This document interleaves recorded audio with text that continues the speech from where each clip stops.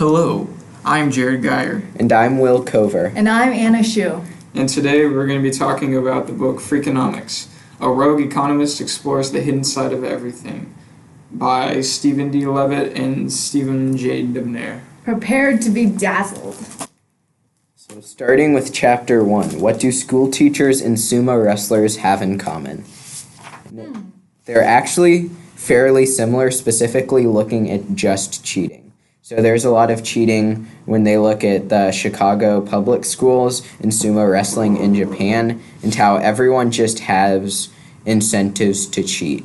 And the incentives that Levitt looks at, there are three main things that incentivize people. First, economic incentives. So for the Chicago teachers, that might be losing their job, and for the sumo wrestlers, they might not get a big bonus from a fight, lose their ranking. Then it's social pressures, so like what's a societal norm. For the Chicago teachers, that might have been like, well, everyone else is doing well, so my students need to do well. For the sumo wrestler, there's a whole lot of societal pressure not to fall in rankings. And then the third one is an ethical incentives. Obviously, the school teachers and the sumo wrestlers didn't have any problem with the ethical incentive in the end. Yeah. I thought it was really interesting. As a student, I've never thought my teachers to be the ones that were cheating. Yeah. So, because they're the ones that are monitoring the cheating. But it makes sense in those schools that do like poorly in a national level, because many teachers, to keep their job, they have to do a certain, like their students have to do well on the standardized tests, such as like the Iowa State test. And since perhaps maybe they're like scoring a grade lower than they should be, teachers will probably could fill in the bubbles for them after the test, which obviously cheating. Which also, it doesn't really help the kids' education either, because they think they're getting a better education than they think they are. It was actually pretty funny because there was the record where a student did better one year than they did the next year. When they were a grade older, they did actually worse on the test than they did when they were a year younger. I also found the way that they addressed sumo wrestling really interesting, because everyone basically knew that there is rampant cheating and throwing of matches in sumo before, but there had really been no way to actually target that. And so what Levitt did is he took all of the matches where the person of a lower rank was more likely to win, just because that's when the common assumption was that this would be the thrown match. And 80% of the time, or 70 or 80%, the sumo wrestler who needed to win ended up winning. And then when they met again, it was even more likely that whoever lost the first time would win the second time. Mm-hmm. So very clear correlation between that and cheating. Yeah, and when they faced each other without any of these incentives, just on a regular match, the one that was in lower ranking was only 40% likely to win. But when there was incentive to win, say they got their record was 7-7, they need a next win to stay in the ranking, so the likelihood of them winning was around 70-80%. Interesting. All right. Chapter 2. So how is the Ku Klux Klan like a group of real estate agents?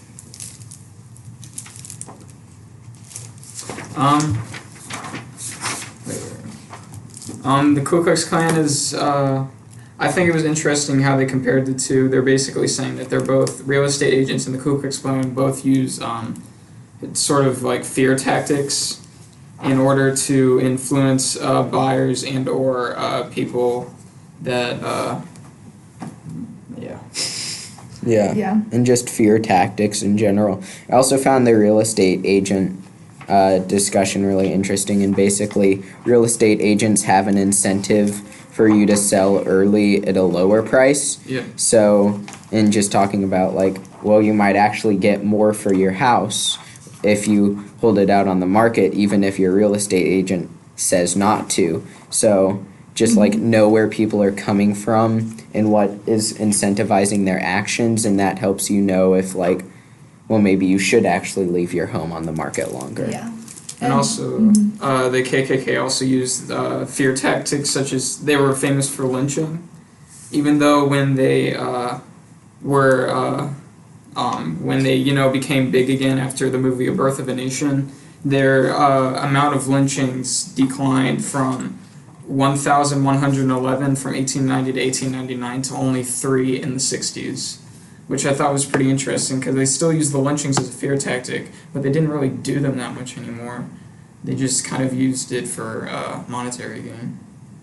Yeah, also the authors brought up like when the affairs of the Ku Klux Klan were like from private to public, there was a significantly decreased amount of people wanting to be a part of the Ku Klux Klan, and I think this was really it was pretty obvious at the same time as interesting, because if many people, it's probably a shame to be a part of this the KKK, especially since they have such a bad rep. So when their affairs went from private to public, then there's significantly less registration for the Ku Klux Klan and lots of dropout from the Ku Klux Klan. Yeah. All right, chapter 3. Why do drug dealers still live with their moms? So this chapter really addressed like a common misconception people have, and just that drug dealers are super rich. And so it looked at drug runners specifically, so the people who are doing the street level drug dealing make like $3.30 an hour, which is well below the minimum wage, just because in like a drug enterprise, it's really just the kingpin or the person at the top who's making money, and everyone else really isn't making that much money. And so Nothing, yeah. yeah, it just addresses how basically drug dealers, it addresses this as a really common misconception people have, that drug dealers aren't actually rich. Also, like, living conditions were terrible. Like, for example, for one of these drug runners that are like the bottom of the chain, the chance of them being killed was like 1 in 4. And this is like outrageous, because like the what's considered to be one of the most dangerous jobs in America, timber cutters, only stand a chance in 1 in 200 to lose their lives from the job. But for these runners, because of control with the police, their chances of dying is much, much higher.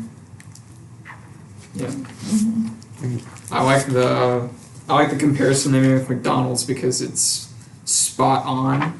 It's basically McDonald's is sort of infamous for having only paying their employees minimum wage or the lowest amount possible, while the people at the top of the McDonald's corporation make much more money. And it just is kind of representative of how the corporations are. Chapter 4. Where have all the criminals gone? Chapter 4 basically summarizes how legalizing abortion played a large part in the declining the decline of criminal activity in the 90s. And this might seem like super politically incorrect, but there's actually a lot of statistics that support this claim.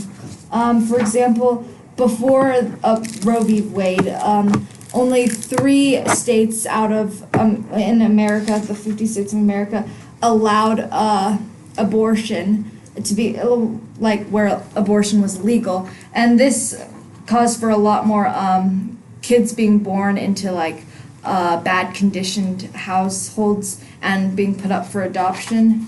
But as soon as Roe v. Wade was passed and the Supreme Court made it legal to have abortion throughout the entire United States, when the kids that were going to be born but didn't get born, some 18 years later, there was significantly less crime. And this would be because the kids who would have been born were more likely to become criminals, as they were probably going to be born to single parents or parents with very, very low income, or parents that can't support the kids or all 3, and this just harbors for crime. They also use the example of Romania as an inverse of this, where a communist dictator made it illegal to have an abortion, and so the birth rate rose a ton in Romania, but also so did the crime rate. And basically just like the inverse was true in America, because more kids were getting born in not the best situations. That's more people at a high risk to crime committing these crimes. So, chapter 5, what makes a perfect parent? So this chapter was basically debunking the helicopter parenting tactic many parents use to like raise their children by using different surveys, I guess. Like they were watching all these kids in different backgrounds and to see how they compare against each other, and like the only basically where the kid was born in was the biggest factor of what contributed to the success of the kid later. For example, the status of the family they were born in, versus how the parent, if the parent signs the kid up for many Head Start programs, or takes off from her job to raise the kid. Those things didn't really have much of a big factor in what contributed to the kids standing in school later on. Yeah. Chapter 6. So Sure. chapter 6 is really a continuation of what a good parent is, and this one is specifically looking at names. Yeah. For example, they basically are talking about how names correlate with the income that the family has at the time that the child is born. For example, the most common middle-income white girl names are Sarah, Emily, and Jessica, while the most common low-income white girl names are a different list of Ashley, Jessica, and Amanda. While there are some similarities between the lists, Jessica was both in the top 3 of those lists, there's substantial differences throughout most of the different lists. Mm-hmm.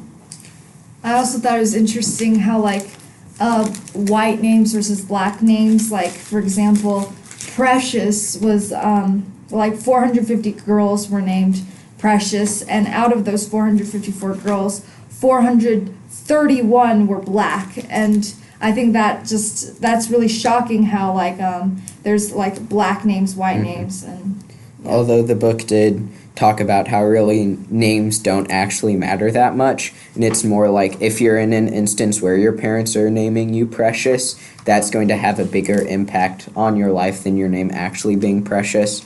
And I liked they used an example of 2 kids, one named Loser and one named Winner, and Winner was basically constantly getting arrested and had a huge rap sheet, and Loser worked his way up the police force. So names don't actually have that large of an impact. Yeah, it's more of the implications of the name. Yeah.